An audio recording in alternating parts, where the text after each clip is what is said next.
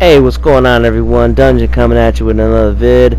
Today we're talking about farming, chunk farming that is. So, over here in the Black Gulch, we're going to go ahead and try to get some chunks.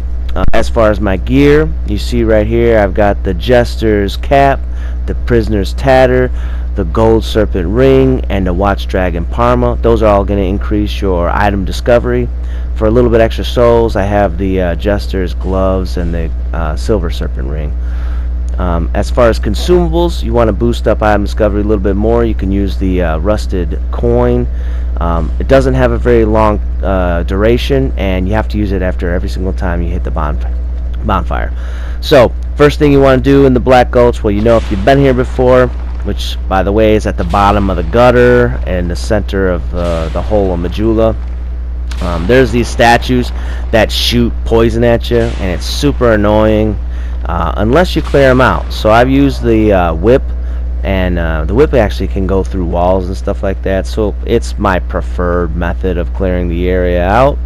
And you clear it out, you come back with the bow. It has to be imbued with fire, but every time you shoot an arrow out of it, it'll shoot out fire arrows, and then you can kill those monsters. Now they spawn every single time in the same spot, and you can shoot them from a distance and then come back to the bonfire, and once they die, they'll drop whatever they drop, and as long as you don't die or warp out, everything stays there. Alright, the statues won't respawn unless you warp out of the area, and you won't lose the drops as long as you don't warp out of the area or die or anything like that. So you can see that there's a drop in there. I'm gonna go ahead and check it out, but first I'm gonna kill these monsters, and by lighting them up, it does damage to these monsters. You just have to be careful, because if you go real close to these things, they'll grab you and do damage, and sometimes, I mean, depending on how much health you have, it'll kill you. So you gotta be careful. Attack them from a distance where you're safe, and you should be good. Now there's a second area to farm. This one only has 3 monsters, the other one has 4. However, to access the other one, you need to use a fragrant branch to get into that bonfire. Once you do, you can see right here, you've got a pretty good vantage, and there's 4 monsters. They're always in the same tar pits.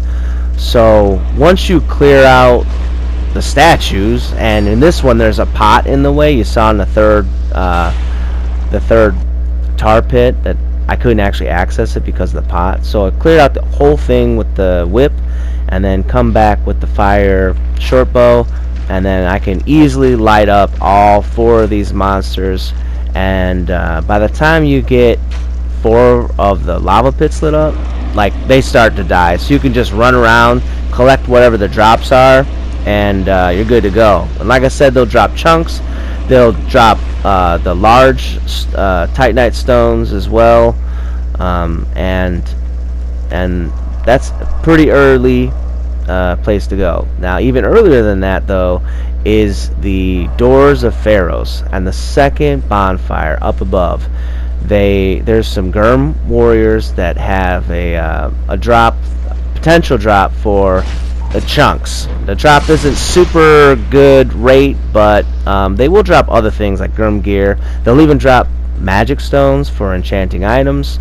They'll drop mundane stones, and they're also worth quite a bit of souls. There's even a mammoth creature down below that you can kind of snipe with a decent range weapon, and he's worth, I think, like 1,500 souls. There's the poisonous, like, rat dog things, and they'll drop Pharaoh lockstones, which is kind of nice. So this particular route is super quick. You can just basically go around and then touch the bonfire again, and you'll be able to access the chunks. Like if you need 1 or 2 more, this is a great spot for that. So otherwise, this is your early chunk farm, and I'll come at you next time. I'll see y'all later. Bye everyone.